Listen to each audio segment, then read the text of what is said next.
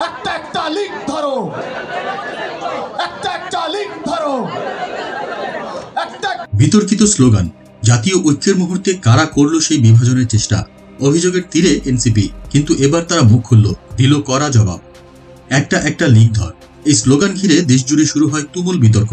প্রশ্ন ওঠে আন্দোলনের চরিত্র নিয়েই, কিন্তু এবার জাতীয় নাগরিক পার্টি এনসিপি সাফ জানিয়ে দিল এই বিতর্কিত স্লোগানের সঙ্গে তাদের কোনো সম্পর্ক নেই। সোমবার এক প্রেস বিজ্ঞপ্তিতে এনসিপির যুগ্ম সদস্য সচিব সালেহ উদ্দিন সিফাত পরিষ্কার ভাষায় বলেন, আমরা দ্ব্যর্থহীনভাবে বলছি, এনসিপির কোনো সদস্য এমন কোনো স্লোগান দেয়নি যা এই দেশের ইতিহাস বা আন্দোলনের চেতনার বিরুদ্ধে যায়। তাদের দাবি, যেসব আপত্তিকর স্লোগান নিয়ে জনমনে প্রশ্ন উঠেছে তার দায় একান্তই সংশ্লিষ্ট পক্ষের। এনসিপিকে এসবের সঙ্গে জড়ানো অনাকাঙ্ক্ষিত এবং উদ্দেশ্য প্রণোদিত বলেও অভিযোগ এনেছেন তারা। এনসিপির বক্তৃতা আর স্লোগানে ছিল 1947, 1971 আর 2024 এই জনপদের সংগ্রামের ইতিহাসের প্রতিফলন।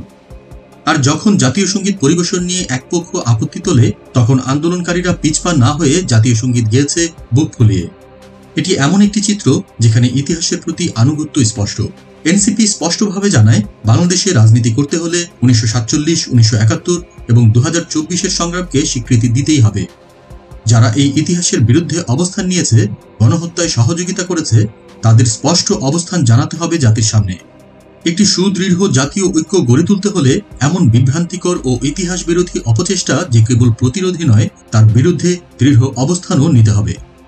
তাহলে প্রশ্ন একটাই, এই ঐক্যের সময়ে কে চাইছে বিভাজন, আর কারা দাঁড়িয়ে আছে জনগণের প্রকৃত ইতিহাস আর আকাঙ্ক্ষার পক্ষে? আপনার মতামত জানাতে ভুলবেন না।